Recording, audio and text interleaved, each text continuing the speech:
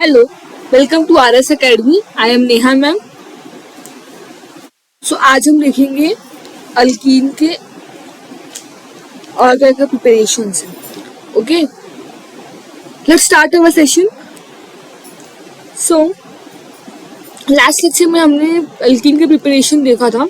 उसमें से हमारा एक प्रिपरेशन बच गया था। कौन सा था वो था preparation of alkyne from alcohol.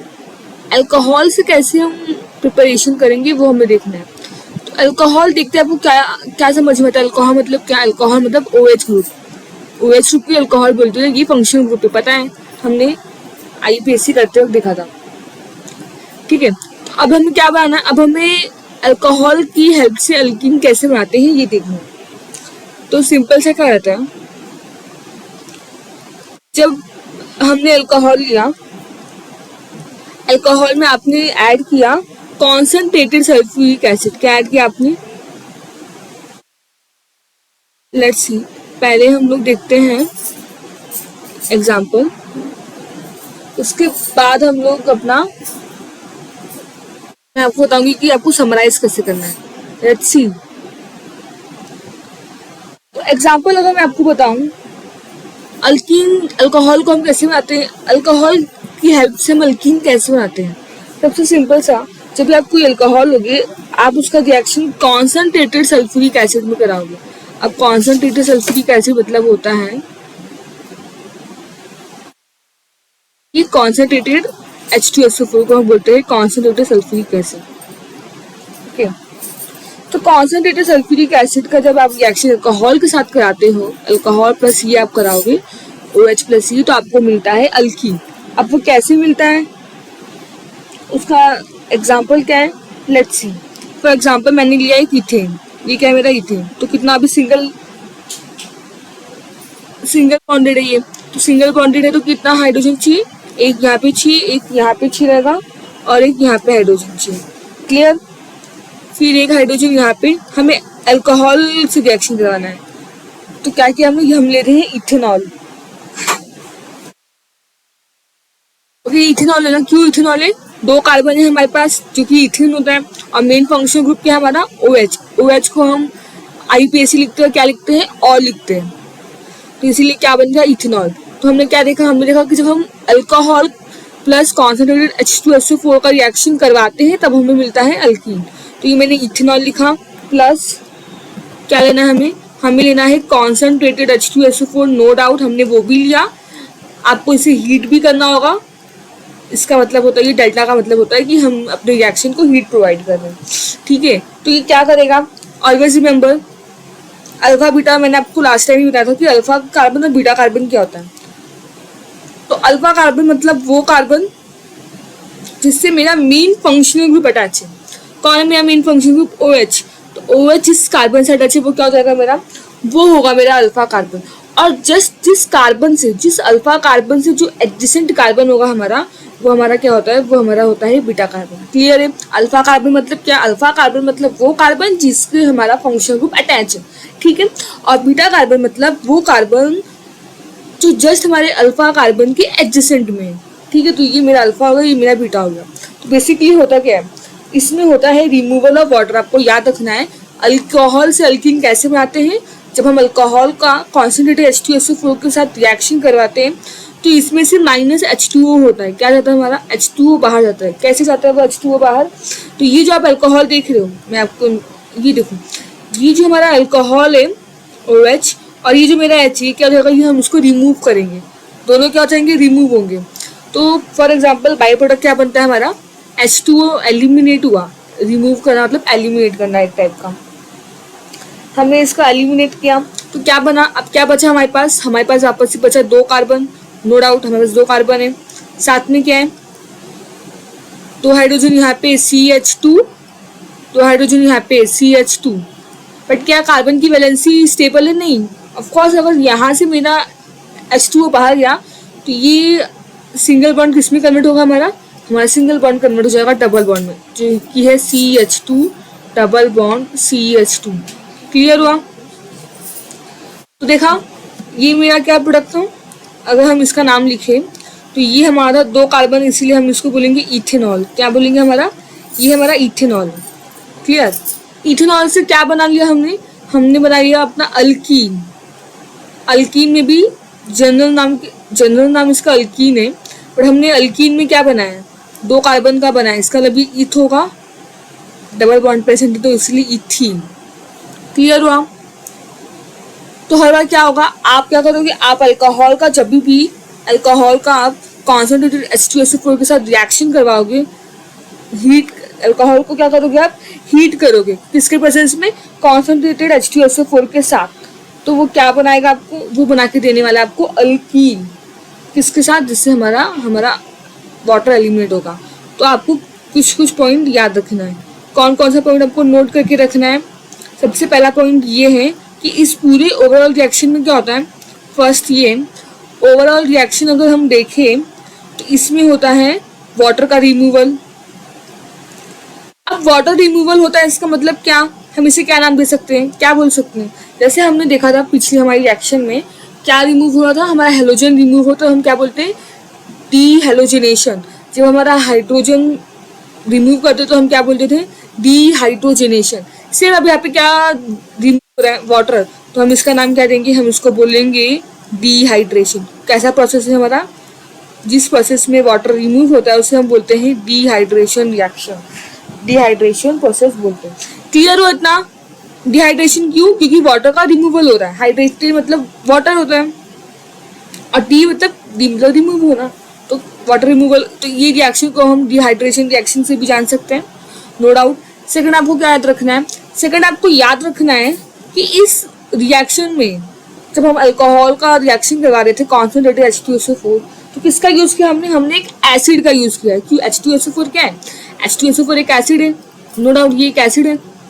तो इस पूरे ओवरऑल रिएक्शन में एसिड भी यूज किया है हमने, तो इसीलिए इस रिएक्शन को और क्या नाम से हम जानते हैं, हमने एसिड यूज होने की वजह से इसमें हम एसिड यूज किए, तो इसलिए हम इसे और क्या बुला सकते हैं, हम बुला सकते हैं एसिडिक डिहाइड्रेशन।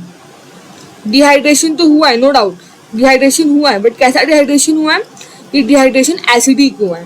क्यों, क्योंकि हमारे पास कॉन्सेंट्रेटेड H2SO4 हमने मिलाया था, तो ये एसिडिक डिहाइड्रेशन ऑफ अल्कोहल है। क्लियर है। ये आपको दोनों नाम याद रखना है। कभी कभी आपको बोल सकता है कि give an example of acidic dehydration of alcohol, तो आपको यही रिएक्शन लिखनी है। Okay, clear. तो सिंपल सा रिएक्शन क्या है, अगर हम लोग पूरा कंक्लूड करें तो सिंपल सी रिएक्शन में क्या हो रहा है, आप अल्कोहल हो के अगर हम ऐसे देखें, आप क्या ले रहे हो, आप एक ROH ग्रुप ले रहे हो। अल्कोहल R क्या रिप्रेजेंट करता है, R रिप्रेजेंट करता है हमारा अल्काइल ग्रुप, मैंने आपको पहले भी बताया था, R रिप्रेजेंट करता है अल्काइल ग्रुप, तो ये मेरा अल्काइल ग्रुप है। सेम OH क्या रिप्रेजेंट करता है, अगर हम OH की बात करें, अभी हमने देखा OH होता है हमारा अल्कोहल। तो जनरल रिएक्शन क्या होगी, जनरल रिएक्शन बोल रही है जब मैंने ROH से रिएक्शन करवाया, किसका रिएक्शन करवाया हमने, ROH का रिएक्शन करवाएंगे कॉन्सेंट्रेटेड H2SO4 के साथ in the presence of heat, तो वो हमें क्या देता है, वो हमें बना के देता है अल्कीन। क्या बना के देगा वो हमें अल्कीन बना के देगा। क्लियर है इतना। तो अल्कोहल प्लस कॉन्सेंट्रेटेड H2SO4, तो क्या मिलेगा प्रोडक्ट, हमें ऐसा प्रोडक्ट मिलने वाला है अल्कीन। तो ये सारी बातें आपको पता होनी चाहिए। Let's start. अब हम, तो आई होप आपको अल्कोहल से अल्कीन कैसे बनाते हैं ये एकदम क्लियर हो गया है। ठीक है, जैसे कि मैंने आपको, अच्छा हम एक और एग्जांपल देखते हैं। लेट्स सी, एक एग्जांपल और देखते हैं। जैसे कि मेरे पास क्या है, मेरे पास 3 कार्बन है, 1 2 3, इस पे एक OH ग्रुप अटैच है, तो बॉन्ड तो H2 आएगा, यहाँ पर आएगा हमारा H, एक H यहाँ पे लिख दूँ, एक H यहाँ पे लिख दूँ, और यहाँ पे आएगा H3। क्लियर। अब आप मुझे बताओगे कि इसमें से मेरा अल्फा कार्बन कौन है।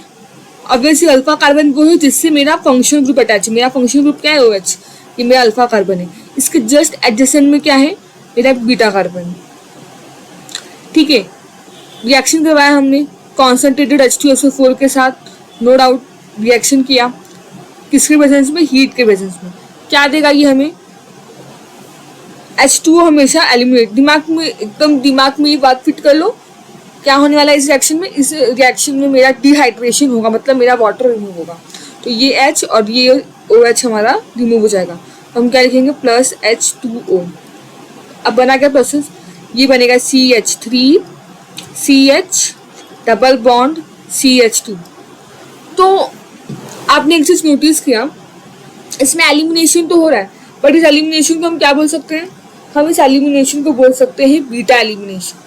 क्यों बीटा एलिमिनेशन, क्योंकि मेरा जो हाइड्रोजन है वो बीटा कार्बन से जा रहा है, इसलिए हम इसे, ये एलिमिनेशन रिएक्शन तो है। क्यों एलिमिनेशन रिएक्शन है, क्योंकि इसमें हमारा जो वाटर है, वाटर मेरा एलिमिनेट हो रहा है। हर बार आप देखोगे तो इसमें मेरा वाटर क्या हो रहा है, वाटर मेरा एलिमिनेट हो रहा है। वाटर मेरा एलिमिनेट हो रहा है, इसीलिए हम बोल सकते हैं ये मेरा बीटा एलिमिनेशन रिएक्शन है।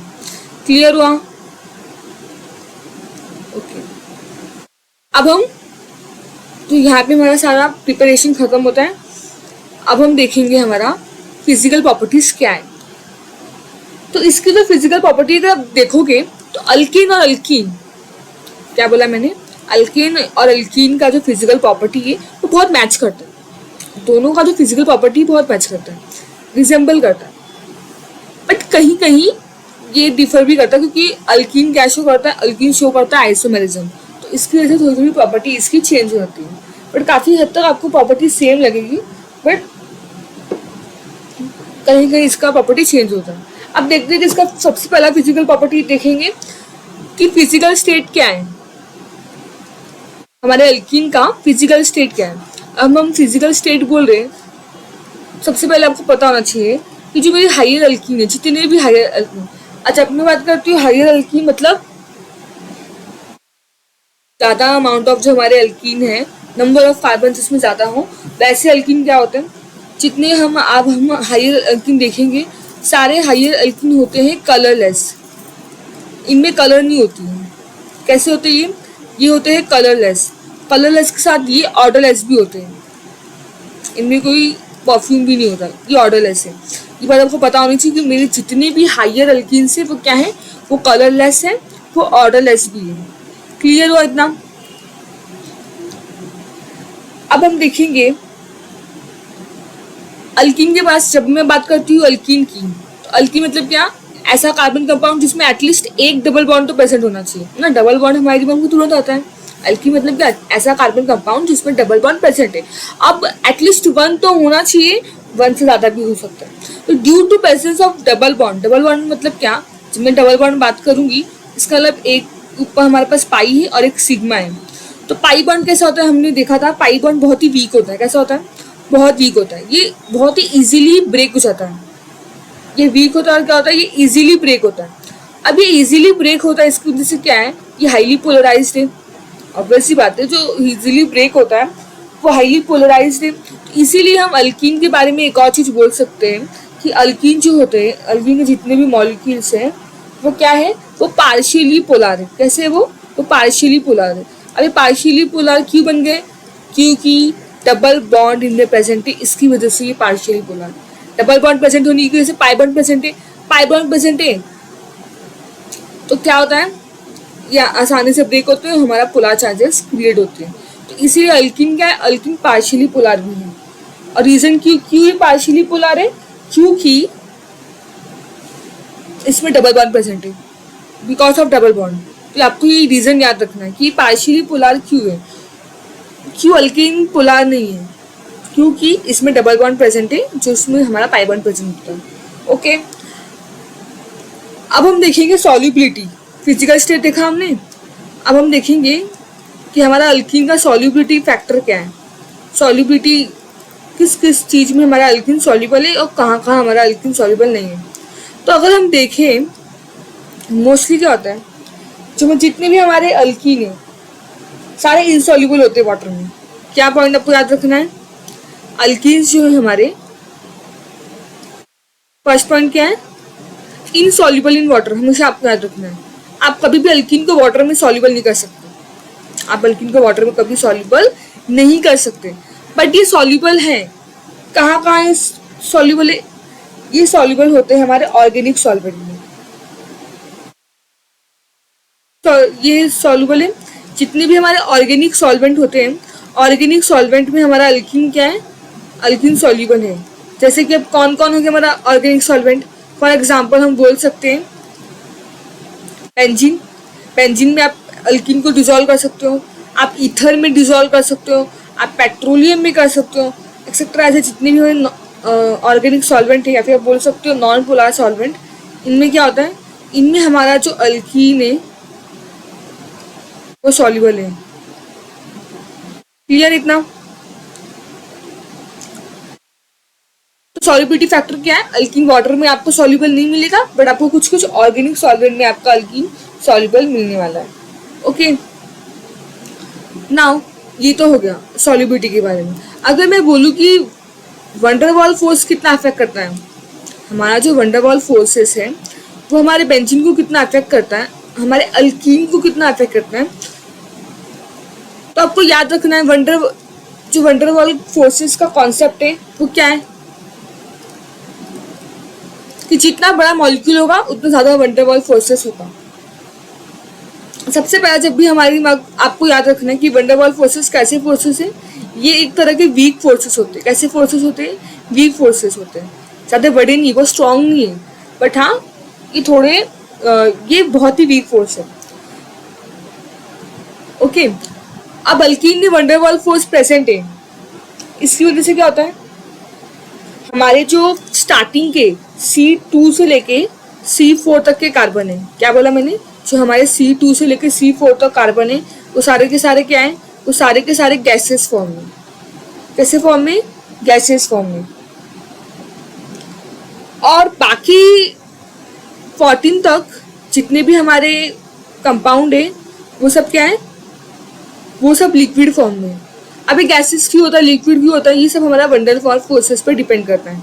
जैसे जैसे मॉलिक्यूलर साइज बढ़ेगा आपका वंडरवॉल फोर्सेस भी इंक्रीज होता है।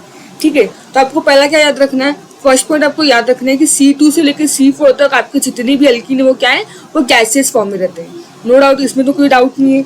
सेकेंड, आगे के जितने भी 14 तक हमारे अल्कीन से वो सब के सब क्या है, वो सब के सब लिक्विड है। ये बात भी हमें क्लियर हो गई कि हमारा अल्कीन कहाँ तक लिक्विड है। ओके, तो अब वंडरवॉल फोर्सेस अफेक्ट कैसे होता है, किसके डायरेक्टली प्रोपोर्शनल है, किसके इनडायरेक्टली प्रोपोर्शनल है, हम वो भी देखेंगे। लेट्स सी, 1 मिनट, सारी इंपॉर्टेंट बातें आपको पता होनी चाहिए तो इसलिए मैं हाईलाइट कर देती हूँ। नेक्स्ट, ऑलवेज रिमेंबर, जब भी बात होती है वंडरवॉल फोर्सेस की तो आपको एक बात याद रखना है, van der Waals forces is directly proportional to molecular size. Van der Waals forces is directly proportional to molecular size. किसके डायरेक्टली प्रोपोर्शनल है, मॉलिक्यूलर साइज। मतलब जैसे जैसे मेरी मॉलिक्यूलर साइज इंक्रीज होगी मेरा वंडरवॉल फोर्स भी इंक्रीज होगा। अब ये मॉलिक्यूलर साइज क्या होता है, मॉलिक्यूलर साइज मतलब जितने नंबर ऑफ कार्बन हमारा अटैच होता जाएगा उतना ही ज़्यादा हमारा वंडरवॉल फोर्सेस इंक्रीज होगा। ठीक है, अगर मैंने बोला हेक्सेन, हेप्टेन, ऑक्टेन, क्या हो रहा है, मेरा जो अल्कीन का नंबर है वो इंक्रीज हो रहा है, मेरा कार्बन बढ़ रहा है। जैसे जैसे आप नीचे आते जाओगे, अब नीचे आने का मतलब क्या है, नीचे आने का मतलब है हमारा कि जैसे जैसे हम इथीन, हेप्टेन, हेक्सेन आते जाएंगे हमारा क्या बढ़ रहा है, नंबर ऑफ कार्बन इंक्रीज हो रहा है। नंबर ऑफ कार्बन इंक्रीज होगा तो मॉलिक्यूलर साइज इंक्रीज होगा, और जैसे ही मेरा मॉलिक्यूलर साइज इंक्रीज होगा वैसे क्या होने वाला है, वैसे हमारा वंडरवॉल फोर्सेस इंक्रीज होगा।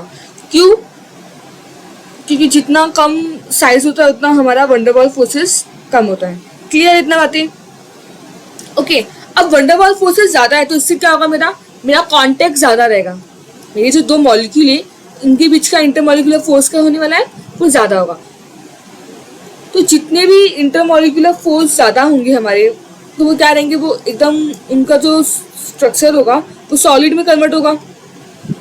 बात सही है कि नहीं? अगर मेरा कांटेक्ट फोर्स इंक्रीज होगा, मेरा वंडरवॉल फोर्स इंक्रीज होगा, इसका मतलब क्या कि मेरा जो मेरी मॉलिक्यूलर साइज है, जो डिफरेंट डिफरेंट मॉलिक्यूल उनका इंटरमॉलिक्यूलर फोर्स बढ़ेगा, और उनका इंटरमॉलिक्यूलर फोर्स बढ़ेगा तो इसका मतलब क्या है कि वो सॉलिड बनेंगे। क्योंकि सॉलिड का प्रॉपर्टी क्या होता है, सॉलिड की प्रॉपर्टी यही होती है कि इसमें जो एटम्स होते हैं वो बहुत ही क्लोज पैक रहते हैं, जबकि गैसेस और लिक्विड में ऐसा नहीं है। जितना आपका इंटरमॉलिक्यूलर फोर्स लेस रहेगा, आपका वंडरवॉल फोर्स थोड़ा कम हुआ वो लिक्विड फॉर्म में जाएगा, और कम हो गया तो वो गैसेस फॉर्म बन जाएगा। क्लियर है इतना? तो आपको ये बात पता होनी चाहिए, जैसे जैसे मॉलिक्यूलर साइज आपका बढ़ेगा वो कंपाउंड आपका सॉलिड बनेगा, और आपका जो वंडरवॉल फोर्स है वो भी क्या होगा, इंक्रीज होगा। लेट्स सी, इतना तो हमारा क्लियर हो गया। अब हम देखने वाले हैं हमारे बॉइलिंग पॉइंट के बारे में। ये बॉइलिंग पॉइंट कैसे अफेक्ट करती है, बॉइलिंग पॉइंट, मेल्टिंग पॉइंट सब देखेंगे, ठीक है। Let's see, same boiling point कब इंक्रीज होगी, जैसे जैसे इसका भी वही कॉन्सेप्ट है, जैसे जैसे मेरा मॉलिक्यूलर साइज इंक्रीज होगा, मेरा बॉइलिंग पॉइंट क्या हो जाएगा, मेरा बॉइलिंग पॉइंट इंक्रीज होगा। क्यों ऐसा होगा, आप लिखो molecular size is directly proportional to boiling point, BP short form. ऐसा क्यों होता है, मॉलिक्यूलर साइज इंक्रीज हुई तो मॉलिक्यूलर साइज डायरेक्टली प्रोपोर्शनल किसके, वंडरवॉल फोर्स, पता है हमें। मॉलिक्यूलर साइज इंक्रीज होगी तो वंडरवॉल फोर्स इंक्रीज होगी, वंडरवॉल फोर्स इंक्रीज होगी तो मेरा जो कंपाउंड है वो सॉलिड होता जाएगा, और सॉलिड को हीट करना, हमें ज़्यादा हीट लगेगा तो बॉइलिंग पॉइंट क्या हो जाएगा, ऑटोमेटिकली बॉइलिंग पॉइंट हमारा इंक्रीज हो जाएगा। क्लियर हुआ कि हमारा बॉइलिंग पॉइंट ज़्यादा होता है मॉलिक्यूलर साइज इंक्रीज होने पे। रीज़न एक ही है, क्योंकि जैसे जैसे हमारा मॉलिक्यूलर साइज इंक्रीज होगा वंडरवॉल फोर्स इंक्रीज होगा, और वंडरवॉल फोर्स इंक्रीज होगा तो आपका जो इंटरमॉलिक्यूलर फोर्स है वो एटम के बीच में बढ़ जाएगा, जिसका ब्रेक डाउन करना बहुत ही मुश्किल है, आसानी से वो ब्रेक नहीं होंगे। तो आसानी से ब्रेक नहीं होंगे तो हमें ज़्यादा एनर्जी चाहिए होगी, और ज़्यादा एनर्जी चाहिए तो ज़्यादा हीट करेंगे, और ज़्यादा हीट करेंगे तो वो बॉइलिंग पॉइंट इंक्रीज हो जाएगी। क्लियर हुआ? तो जैसे जैसे आपका कार्बन नंबर इंक्रीज होगा, number of carbon increase, boiling point आपका इंक्रीज हो जाएगा, ठीक है। अब आपको याद रखना है, इसमें भी हमारे पास दो तरह के स्ट्रक्चर होते हैं। कौन कौन से स्ट्रक्चर है? पहला स्ट्रक्चर हमारा होता है स्ट्रेट चेन कार्बन। एक होते हैं स्ट्रेट चेन कार्बन होते हैं, और एक कौन से होते हैं हमारे, एक होते हैं हमारे ब्रांच चेन कार्बन, ठीक है। अब इन दोनों में किसका बॉइलिंग पॉइंट ज़्यादा होता है? ऑलवेज रिमेंबर कि जो ब्रांच चेन कार्बन है उनका बॉइलिंग पॉइंट कम होता है, और स्ट्रेट चेन कार्बन का बॉइलिंग पॉइंट ज़्यादा होता है। रीज़न क्या है? रीज़न एक ही है कि जैसे जैसे हम ब्रांच बनाते जाएंगे तो क्या होगा, ब्रांच बनाएंगे तो ब्रांच चेन को हमें ब्रेक करना आसान हो जाएगा, जल्दी जल्दी से वो ब्रेक हो सकता है, तो कम बॉइलिंग पॉइंट लगेगा। पर स्ट्रेट चेन में क्या है, सिंगल बॉन्ड, स्ट्रेट चेन में एकदम आपकी स्ट्रेट चेन होगी, और स्ट्रेट चेन को ब्रेक करना इतना आसान नहीं होगा, बहुत ही ज़्यादा एनर्जी लगेगी। दैट्स वाई ऑलवेज रिमेंबर कि स्ट्रेट चेन कार्बन जो है उसको बॉइलिंग पॉइंट हमेशा ज़्यादा होती है। क्या होती है? उसकी बॉइलिंग पॉइंट ज़्यादा होती है, जबकि ब्रांच चेन कार्बन की boiling point as compare to straight chain carbon कम होती है। ये बात आपको पता होनी चाहिए, ठीक है। ओके, इतना क्लियर हुआ। नेक्स्ट आपको ये पता होना चाहिए, हमने पढ़ा था ट्रांस के बारे में, ठीक है। हमने सीधे ट्रांस के बारे में पढ़ा था। क्या पढ़ा था? सीज मतलब क्या होता है, ट्रांस मतलब क्या।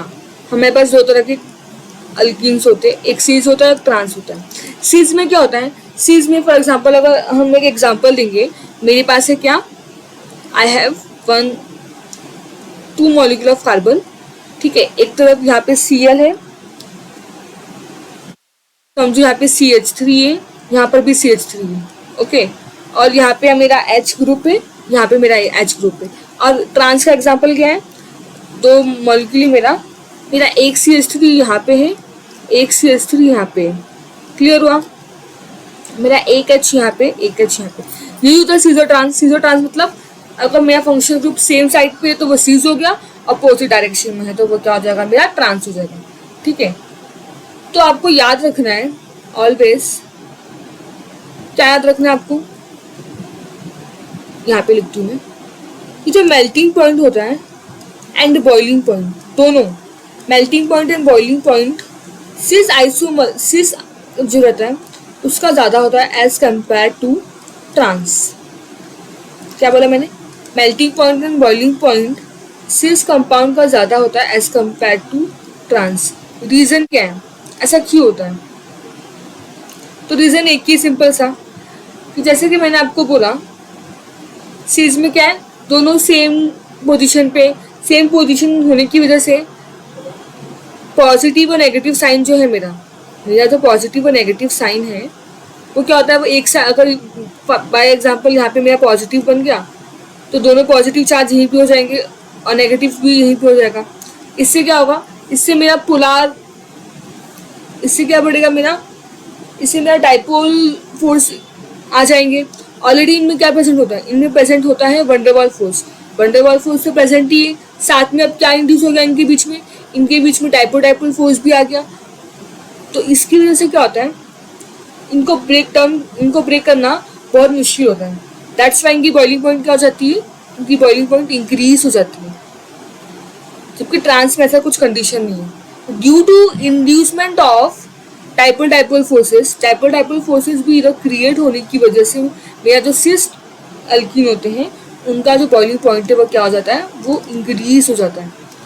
वंडरवॉल फोर्स ऑलरेडी था, पोलर नेचर की वजह से इनमें क्या प्रोड्यूस होगा, इनमें प्रोड्यूस होगा डाइपोल फोर्स की वजह से क्या होगा, मेरा जो बॉइलिंग पॉइंट और मेल्टिंग पॉइंट है सिस अल्कीन का इंक्रीज हो जाएगा। क्लियर है इतना? तो यहाँ पे हमारा पूरा अल्कीन खत्म होता है फिजिकल प्रॉपर्टी। नेक्स्ट सेक्शन में हम देखेंगे कि अल्कीन के केमिकल प्रॉपर्टीज क्या हैं, कौन कौन सी रिएक्शन वो करते हैं। उसके बाद हमारा अल्कीन खत्म होगा और फिर हम नेक्स्ट टॉपिक स्टार्ट करेंगे। ओके,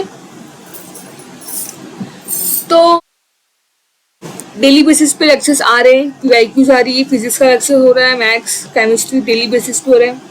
आई होप आपको आज का सेशन बहुत आपने एंजॉय किया होगा, सारे टॉपिक आपके क्लियर हो रहेंगे।